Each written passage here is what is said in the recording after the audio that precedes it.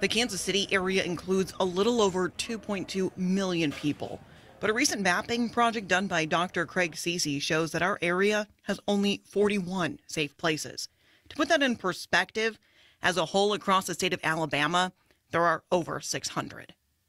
There are definitely holes I've noticed across much of the metro, including on the Kansas side, but also on the north side of the metro. FEMA designates that a safe place must provide near absolute protection for its occupants during an extreme wind event. In KC, that standard is 250-mile-per-hour winds for at least 3 seconds.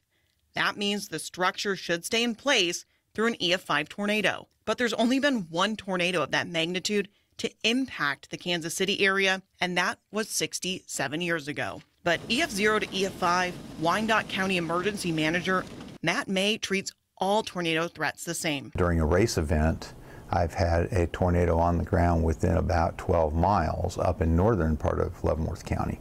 And I was fortunate that National Weather had a meteorologist assigned to us in the command center, and we were actually able to consult with him and consult with NASCAR leadership so they would know we were about to make that decision collectively.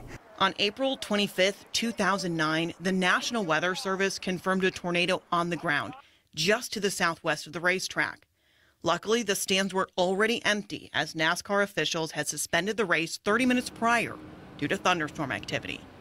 With no shelter nearby, what's the plan if there's a tornado threat? The stands themselves don't provide a lot of shelter, and so we try to give them enough lead time to get out of the stands and into their cars.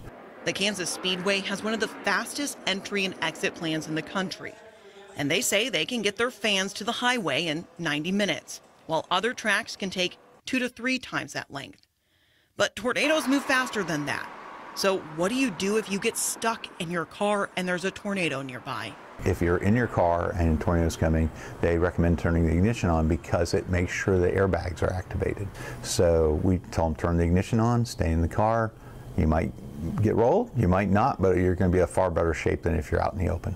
From NASCAR to shopping, the Legends area in Wyandotte County holds vulnerability as an outdoor space. But it's been a while since we've seen a destructive tornado move towards that area. The most recent, the Linwood tornado 7 years ago. Luckily, that lifted right before Bonner Springs. Just south of the Kansas River, though, another heavily populated area sits without any FEMA shelters.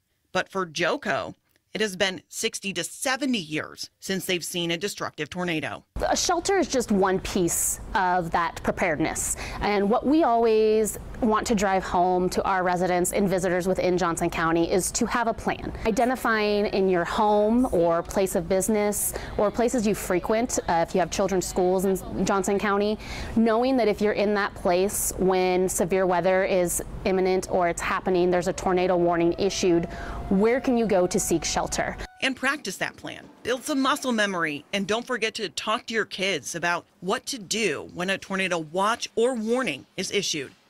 Reporting for KSHB 41 Weather, I'm meteorologist Cassie Wilson. Employers here, I try to be cognizant of how that impacts their world.